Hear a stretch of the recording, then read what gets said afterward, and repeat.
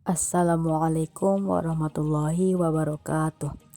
Alhamdulillahirrabbilalamin. Puji syukur atas kehadiran Allah Subhanahu wa Ta'ala, yang mana kita dapat berdiskusi kembali melalui via WhatsApp group, dan semoga ibu dosen dan teman-teman sekalian dalam keadaan sehat walafiat. Baiklah, kami dari kelompok 5 akan menjelaskan tentang tes bakat. Sebelum itu, saya akan memperkenalkan terlebih dahulu anggota kelompok 5. Yang pertama, saya sendiri adalah Mulia Maharani. Yang kedua, Dwina Fadila Saroh. Yang ketiga, Efrida Yanti. Dan yang terakhir, Indah Dwi Rahayu.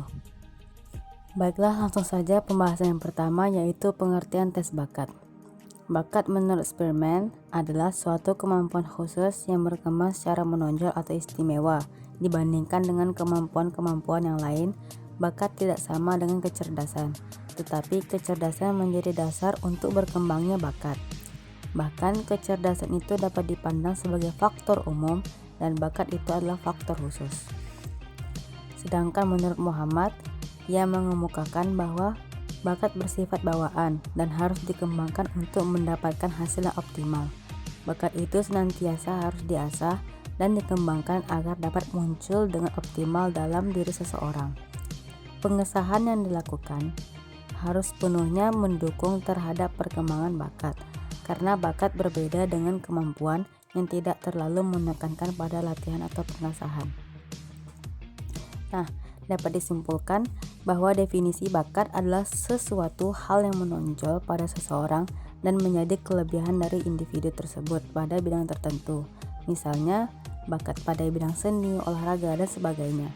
Bakat seseorang dapat muncul apabila bakat individu tersebut selalu diasah atau dilatih. Bakat seseorang bisa diukur dengan menggunakan tes bakat. Jadi tes bakat menurut para ahli adalah, yang pertama menurut Freeman, tes bakat adalah yang dirancang untuk mengukur kemampuan potensial seseorang dalam suatu kegiatan jenis yang khusus dalam kisaran terbatas. Yang kedua, Chauhan, tes bakat dapat didefinisikan sebagai suatu tes yang mengukur kemampuan potensi seseorang dalam suatu aktivitas dari jenis yang khusus dan dalam kisaran terbatas. Yang terakhir, menurut Fudiartanta, tes bakat adalah tes standar yang dirancang untuk mengukur kemampuan khusus yang istimewa atau menonjol pada seseorang yang biasa disebut bakat. Selanjutnya yaitu sejarah tes bakat. Tes bakat muncul karena pemikiran para psikolog bahwa tes intelijensi hanya mengukur aspek tertentu dari intelijensi, di mana hal ini saja tidaklah cukup karena tidak semua aspek penting terwakili karena cakupannya yang agak terbatas. Bahkan sebelum Perang Dunia Pertama, para psikolog mulai mengakui perlunya tes-tes bakat khusus untuk digunakan dalam konseling pekerjaan serta dalam seleksi dan klasifikasi personel industri dan militer. Sehingga beberapa tes kemudian dimodifikasi menjadi tes bakat. Misalnya pada tahun 1920-an, sejumlah tes intelijensi berubah menjadi tes bakat sekolah. Aplikasi praktis tes selanjutnya menunjukkan perlunya dikembangkan tes multibakat atau multiple aptitude test, karena sarana untuk menyusun tes semacam ini telah tersedia. Baiklah, saya Dwina akan melanjutkan tentang kegunaan tes bakat. Jadi, tes bakat ini dilakukan dengan dua tujuan, yaitu yang pertama diagnosis dan yang kedua prediksi. Diagnosis ini dilakukan untuk mengetahui bakat seseorang sehingga akan lebih mudah memahami potensi yang ada dan juga dapat membantu untuk menganalisis permasalahan yang dihadapi testi di masa kini secara lebih cermat. Yang kedua, prediksi. Prediksi yaitu mempertemukan potensi seseorang dengan persyaratan yang dituntut oleh lembaga sehingga dapat diperkirakan atau diprediksikan kemungkinan kesuksesan atau kegagalan seseorang dalam bidang tertentu di masa depan. Prediksi meliputi seleksi, penempatan, dan klasifikasi. Kemudian penggunaan tes bakat dalam program layanan bimbingan dan konseling.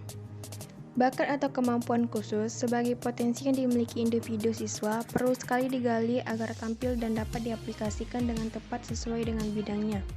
Penting sekali diterapkan khususnya dalam rangka program layanan bimbingan karir, umumnya dalam program layanan bimbingan dan konseling di sekolah, yaitu untuk mengetahui kekuatan dan kelemahan kemampuan individu siswa agar siswa mampu memahami dirinya atau pemahaman diri terutama bakat-bakatnya.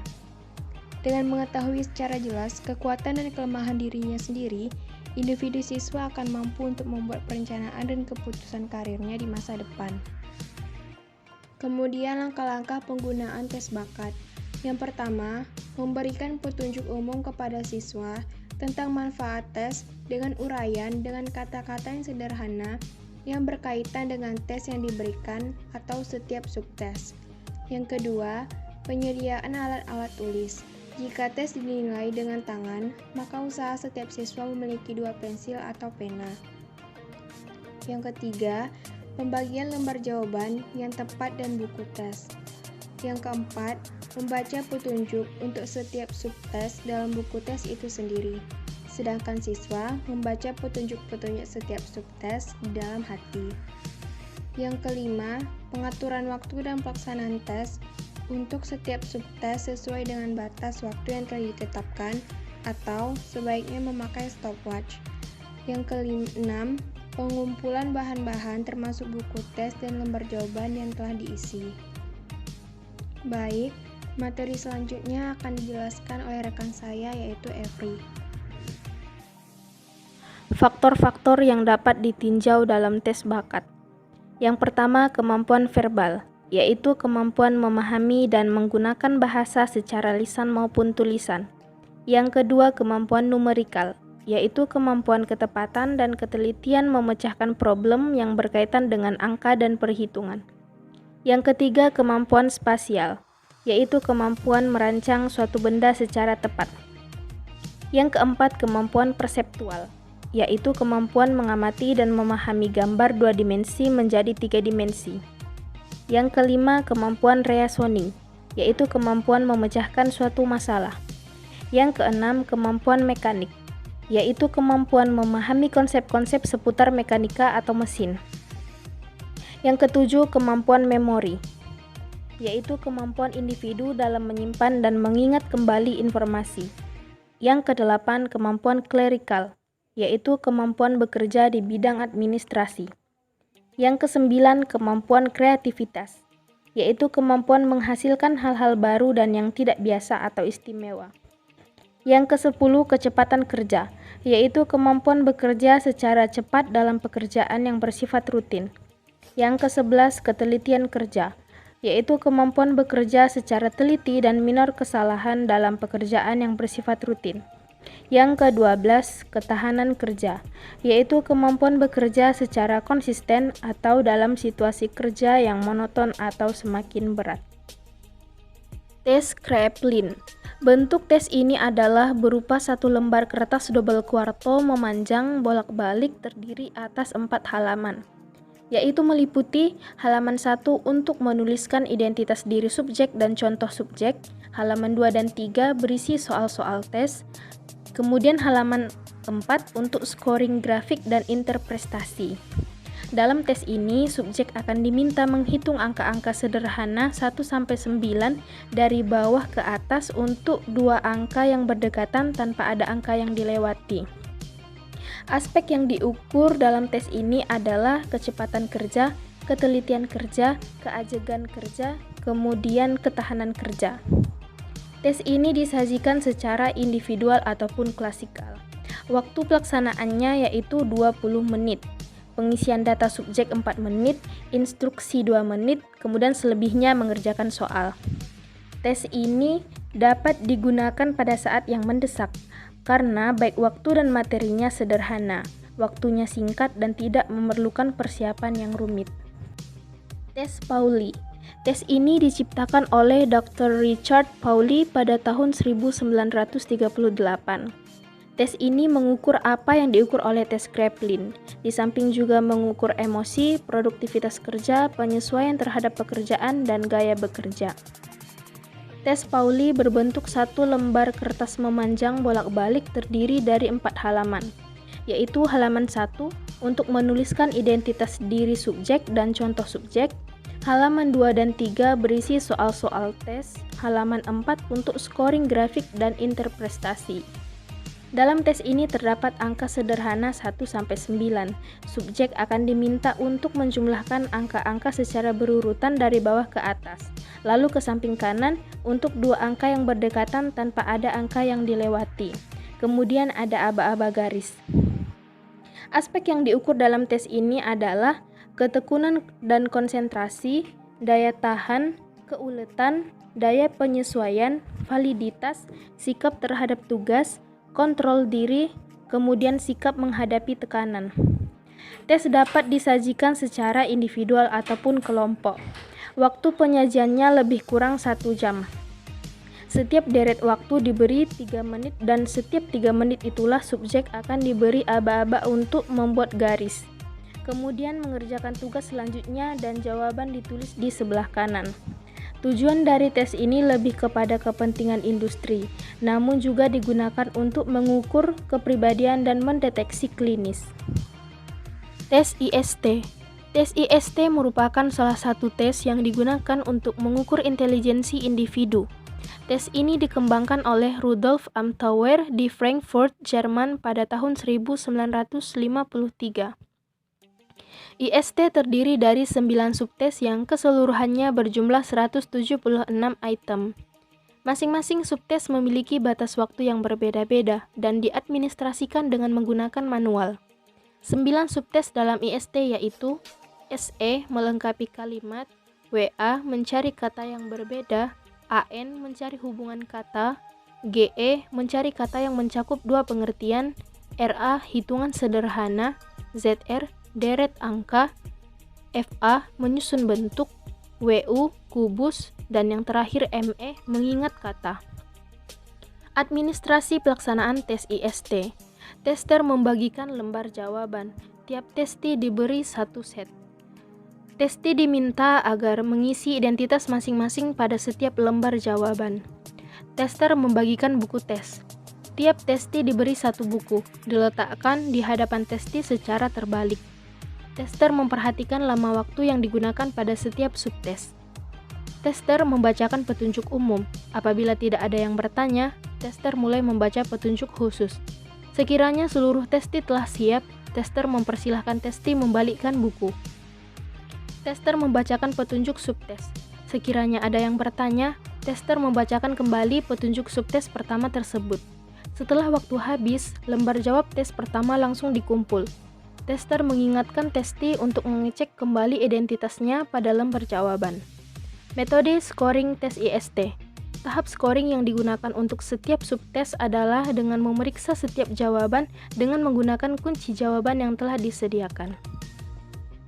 Tes DAT atau Differential Aptitude Test merupakan salah satu tes multiple bakat yang paling umum digunakan dalam bidang pendidikan dan kerja. DAT pertama kali terbit tahun 1947 dan telah direvisi pada tahun 1963. Penyusun DAT adalah G. Bennett, H.G. Seashore, dan A.G. Westman dari USA. DAT memakai teori kelompok faktor kecerdasan model PMA atau kemampuan mental atau KMP dari Thurston.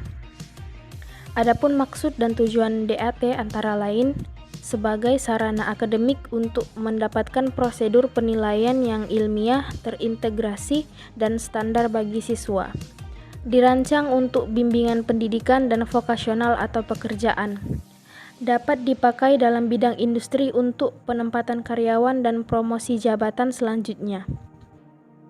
DAT terdiri dari 8 tes, masing-masing berdiri sendiri sehingga dapat digunakan secara terpisah untuk seleksi dalam bidang industri pada jenis pekerjaan tertentu.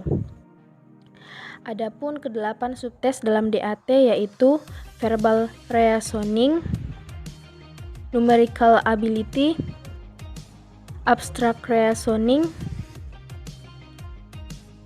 space relation atau hubungan spasial, mechanical reasoning,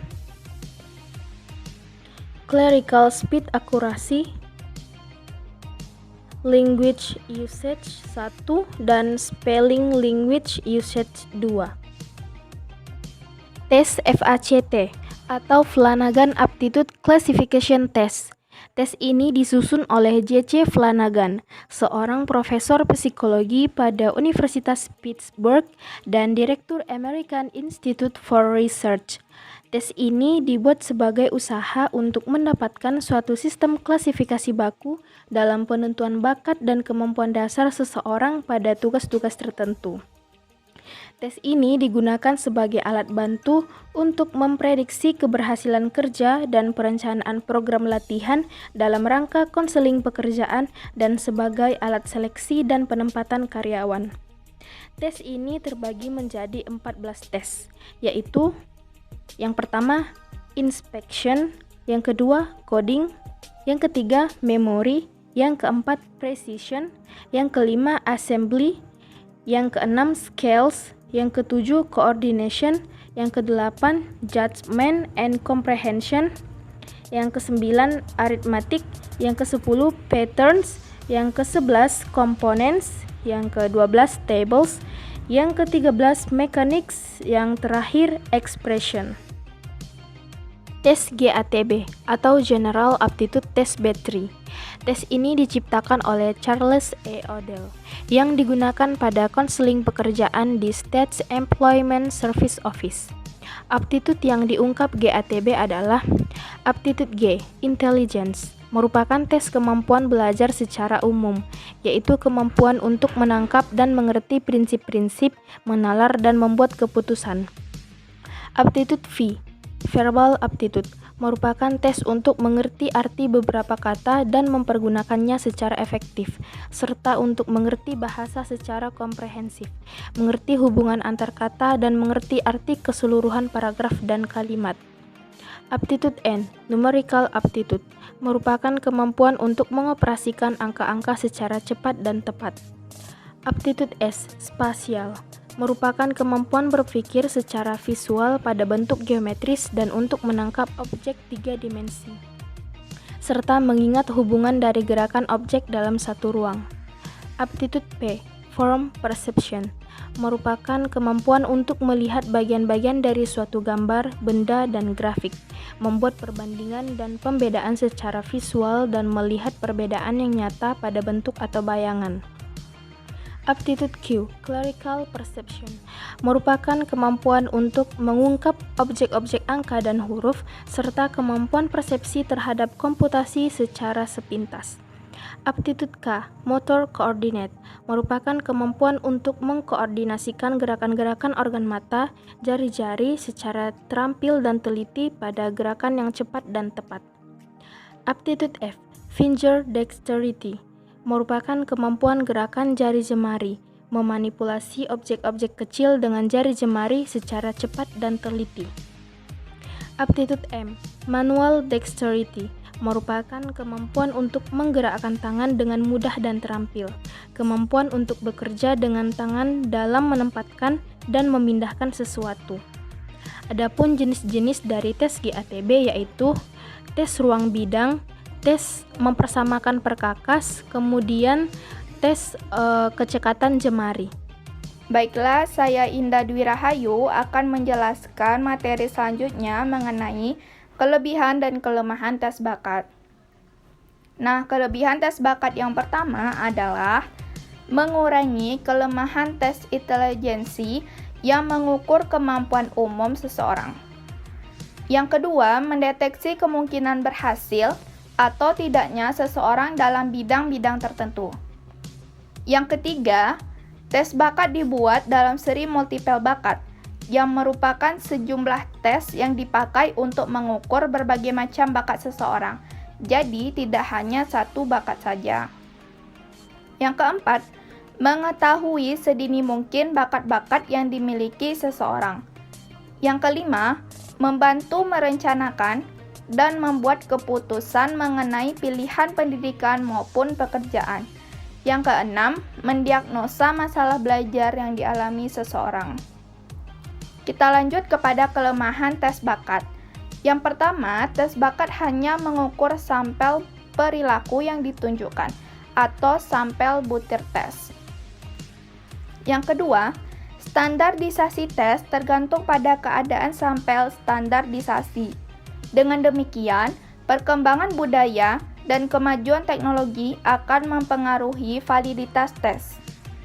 Yang ketiga, reliabilitas tes jarang mempunyai koefisien reliabilitas sama dengan 1. Hal ini berarti testing lebih satu kali pada individu tidak akan menunjukkan hasil yang sama persis.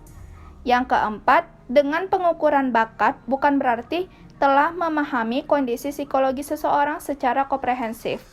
Untuk tujuan diagnosis dan prediksi akan lebih akurat jika dilakukan pengukuran aspek secara komprehensif. Baik, itu tadi penjelasan mengenai kelebihan dan kelemahan dari tes bakat. Baiklah, hanya ini yang dapat kami sampaikan tentang tes bakat. Kami mohon maaf apabila terdapat kekurangan, kekeliruan, dan kesalahan dalam penjelasan kami. Saya akhiri, wassalamualaikum warahmatullahi wabarakatuh.